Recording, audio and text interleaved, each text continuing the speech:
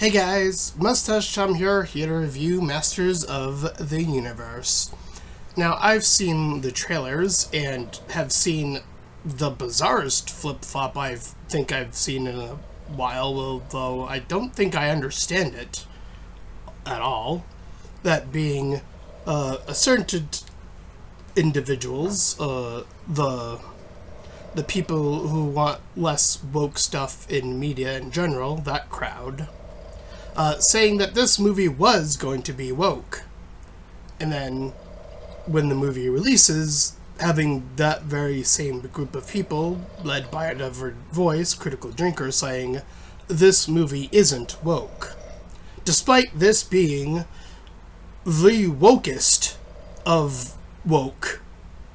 Because I don't know what else to say other than He-Man might be the gayest character in superheroes to be gay. So much so that when they did the companion piece, She-Ra, she was a lesbian. Openly so.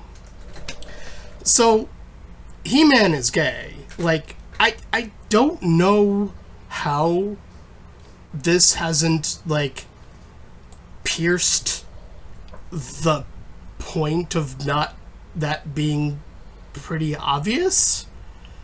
But, like, yeah, he's so gay. It is insane in this iteration as well, by the way. I'm talking about when he came out. Came out, see? When he came out in the 80s, he was gayer back then, trust me. But let us put our gaydar all the way on and see how the movie did as objectively as possible. Now, I have heard so far that this movie isn't tracking well, which, considering how old Masters of the Universe / He-Man is, kind of makes sense that it is a franchise that is dying down. Which, you know, I think is a sad state of affairs, but maybe it is just... who knows, right? Anyway...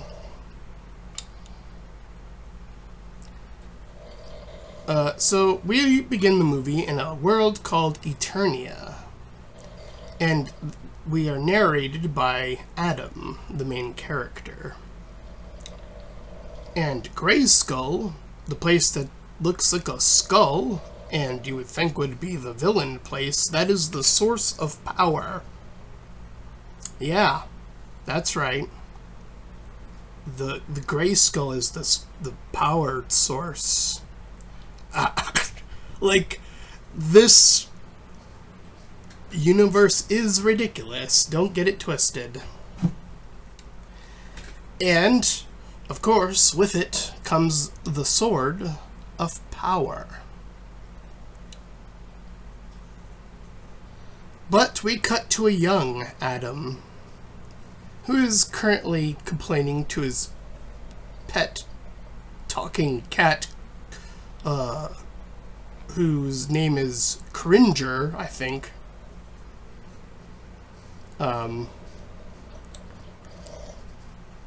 Who is briefly at the beginning and end of the movie. And somewhere in the latter half as well. But he's being prepped to be a child soldier, among of various few others. Here we meet his friend, Teela.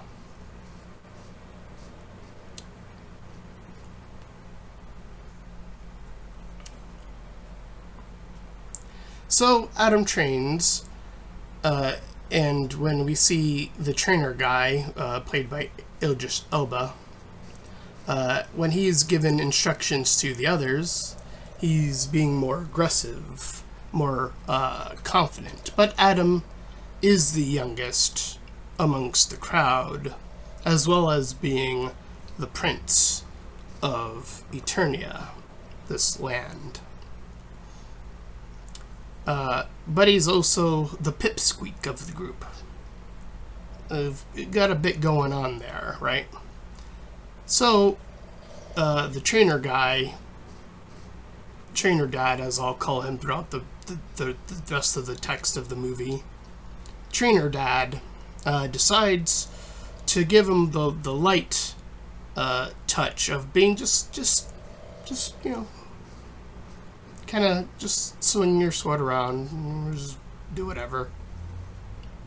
Encouragement. But his dad, his true dad, Adam's true dad, wishes to see his true attempt at the blade mastery. He then challenges his own son to a mini duel in which the son easily loses. After the father leaves, the trainer dad attempts to pick him up, says, "Next time, champ, you'll get him. You'll earn his respect next time." However, it is then that this area gets attacked. The trainer dad leads the group, primarily the son and Tila as well, his daughter actually, as it would turn out, deeper into the base, while others are fleeing all over the place. As Skeletor, played by Jared Leto of all actors, if I could even call him that, finally getting his redemption arc as an actor, I guess, because this is easily his best performance, bar none, as Skeletor. Sure, it would have been nice to hear the voice. "Yeah, I'm Skeletor. Yeah, hey man," you know, that voice.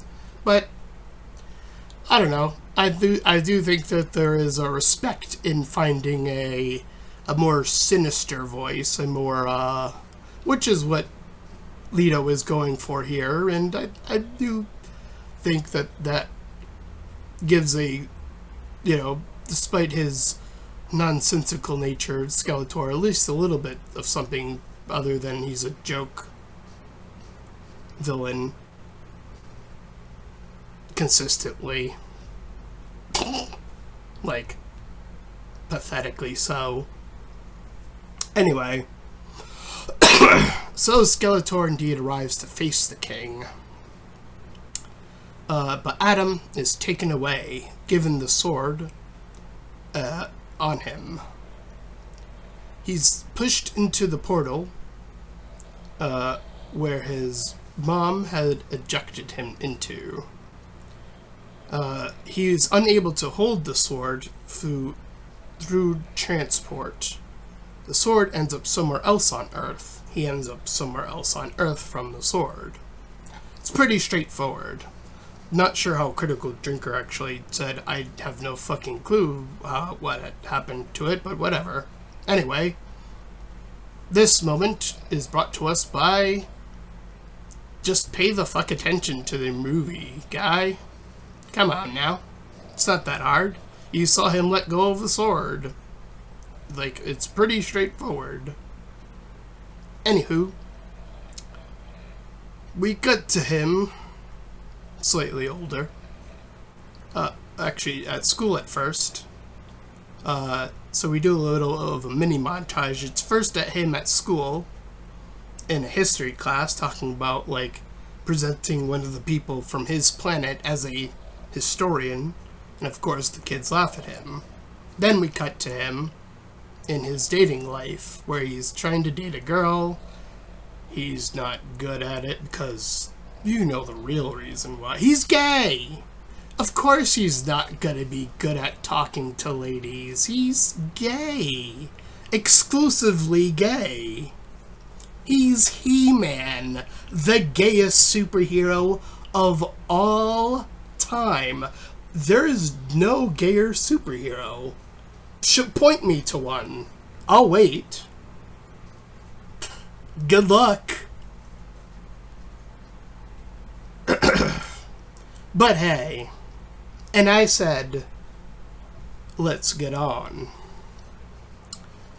And so, after the failed date, we cut to the third section of him on Earth, which is him at a job. And in this job of HR, human resources, the most pathetic of jobs, if you ask me, but hey. It would it be.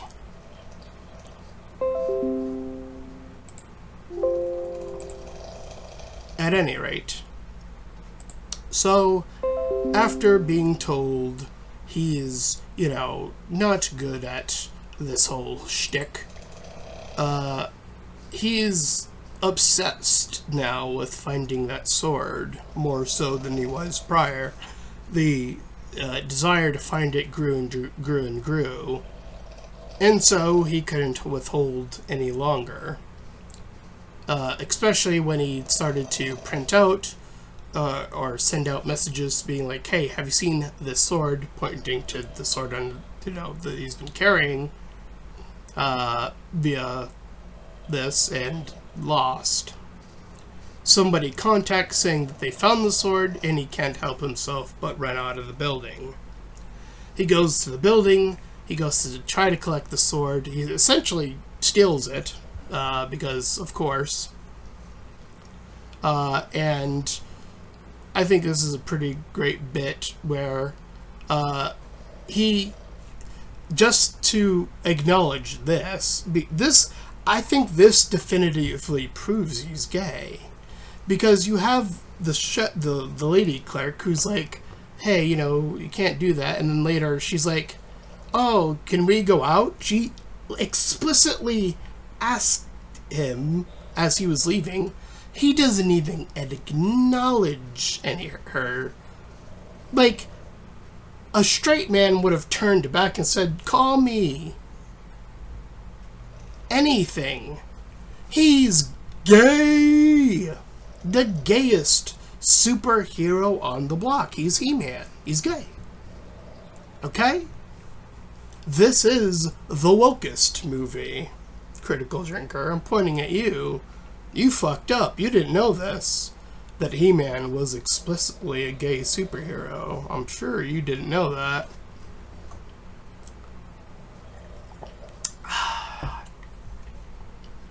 But I digress. So, after getting the sword from Torak, the display, he gets arrested.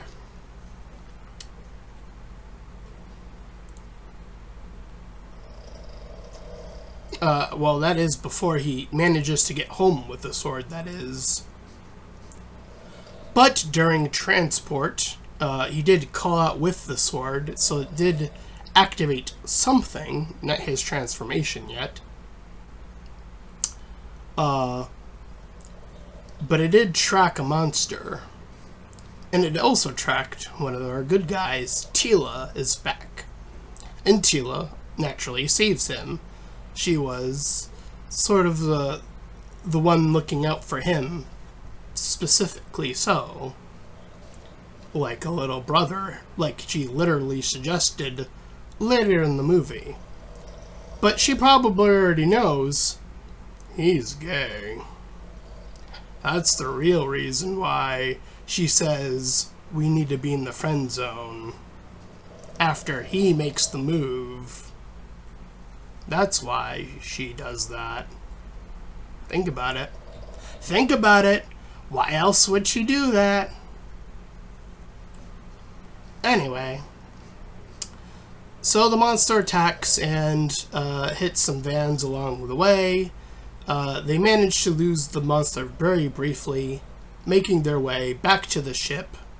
And that's Earth gone once they reach the ship. I heard that this Earth section takes way too long. To me, I felt like that was surprisingly brisk.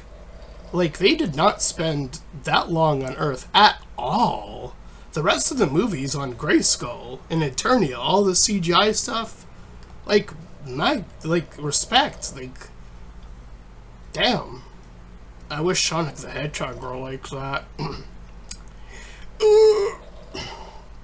But we all can't get good adaptations of Sonic the Hedgehog. We can just get good Sonic the Hedgehog movies that are bad adaptations.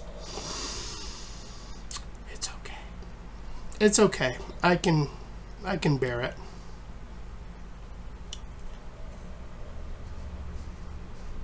So, obviously, the Beast also returns back to Skeletor as a failure.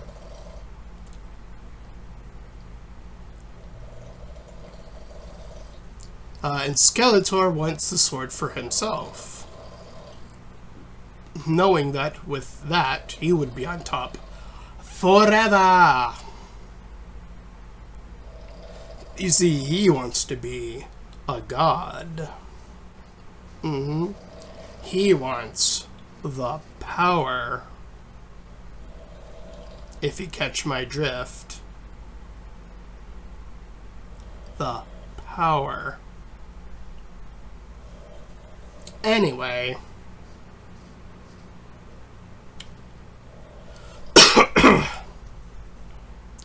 The place that they end up in, which is like this sort of underground, that's being, when they return to Etheria, they end up in this like sort of underground area where they moved everyone. After a brief section of re-meeting the cast all grown up, the place is shortly attacked.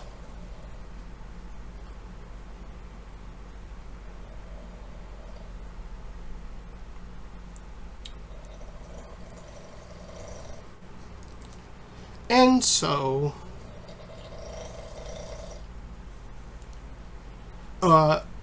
you know, when the place gets attacked, they're trying to flee it. They end up on their ships, and sort of in like a chase sequence after that.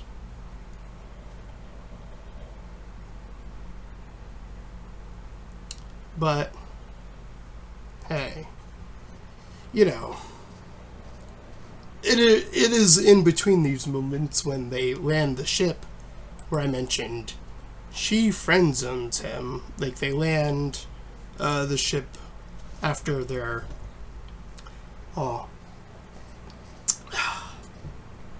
little air battle. He makes his attempt at a move, and of course he's really bad at it because he's gay, and she already knows he's gay. The only one who doesn't know He-Man is gay is Adam. He doesn't know himself. He never discovers. He never comes into he never breaches the closet. He doesn't know he's in there. You know? That's the shame of He-Man. Because he never even realizes he's been in the closet the entire time. He never knew. But he always was. And that's why she friend-zones him. And I immediately clocked it. Like, yeah, of course she would. I wasn't thinking like, oh, that's a disappointment. I would have wished that, no, He-Man's gay. Like, why? Like, there are plenty of straight couples in Avatar, you know, Aang and Katara at the end of Avatar, right? You have Superman and Lois, Iron Man and Pepper Potts. You have DC, you have Batman and Catwoman a lot of the time. You have so many straight superheroes. It is so nice to see the gay superhero, He-Man, finally get pushed in the direction, and maybe, just maybe one day, they'll allow him to be gay. Who knows? But this is Hollywood, so I'm not getting my hopes up. They will probably never give him his proper boyfriend. Ever.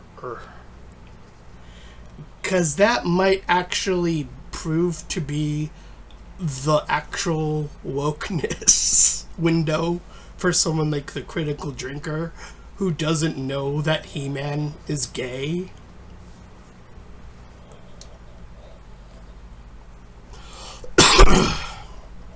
But I digress. Sorry, sickness. Gotta drink my... That's that good shit.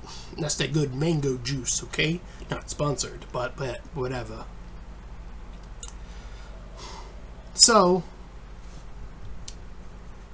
they move into enemy territory after that bit in the forest to get our final sort of sequence.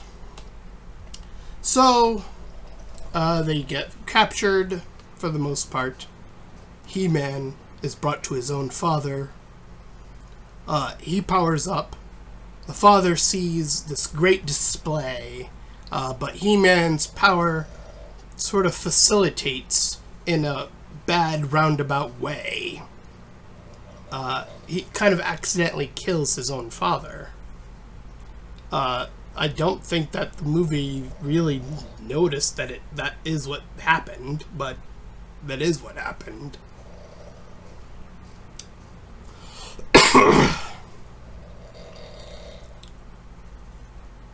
The witch, the evil witch fucks off, I think, pretty much at some point.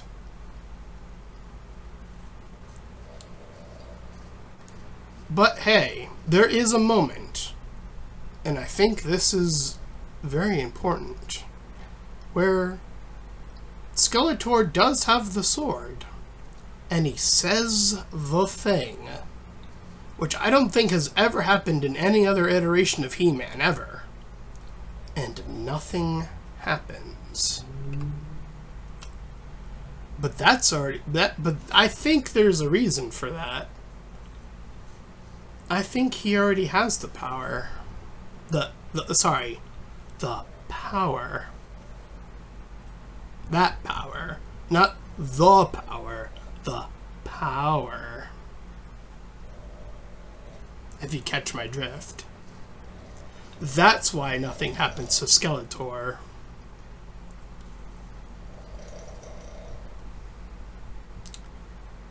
And so, he breaks the sword, thinking that that's going to be that.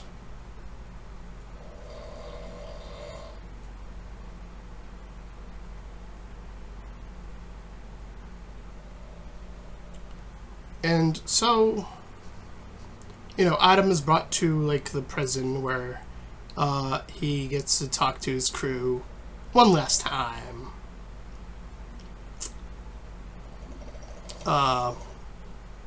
He talks to his trainer about, like, what is strength and what does it mean to be that person, that defender, as it were. And it is about getting back up when you are knocked down. All of these very masculine presenting ideas, right? But also wrong. Because I think these ideas are a bit universal. Masters of the Universe is a code. This is a theory I have had about the word universe. Is the universe is a code. I mean, until they actually go out into the actual universe, that being, but whatever. But I digress. So they managed to break the cellar to fight their way back to the sword. In the process, this blue bot that has been following us through most of the journey is destroyed. Slackjaw, one of the villains, is destroyed in retort. And it is Trainer Dad who gets to do that job because he had failed to do it before. But the sword is broken, as I had mentioned. And here comes the gayest message of the entire movie.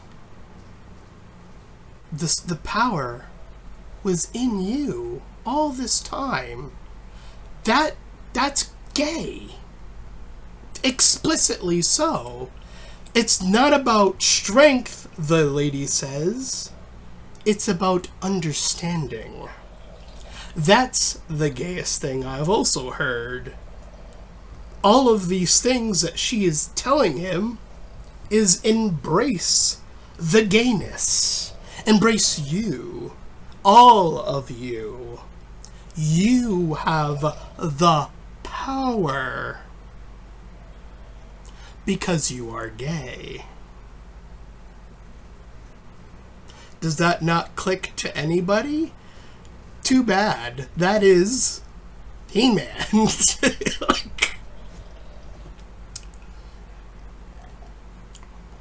So the sword is indeed hardened, reforged. Oh yeah, I went there. We can be as hard for our villains as we need to be, okay? We need to lock dicks, as it were. Sword and staff. As He-Man and Skeletor proceed to have the fight sex, is what I will call this battle. Because that is what it is. He-Man wins. Exclusively so. By killing Skeletor. Skeletor wasn't good enough for He-Man. He-Man needs to find a real man.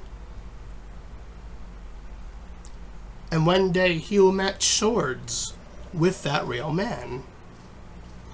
And that is when He-Man will be complete as a hero's journey. You're welcome in following my review of the gayest superhero movie of all time, Masters of the Universe. And I would say it's pretty good. It's like an 8 out of 10, I would say. If you know, yeah, it's pretty good. It's pretty good shit. But you gotta read the subtext. And I know that can be a little hard for critical drinkers out there. But, not me. Because I'm a real reviewer. And if you want real reviews like this, then please feel free to like, comment, and subscribe. Also, make sure to check out those links in the description. One will head you over to my petition to help out other smaller YouTubers to give them a spotlight. One to my PayPal, where you can help support me directly. And one to my Discord server. You can join, collab, shill, do all that cool stuff for free. Free 99, baby. And until next time, everyone, bye-bye. And I say, bye-bye, bye-bye, bye-bye. And I say, bye-bye.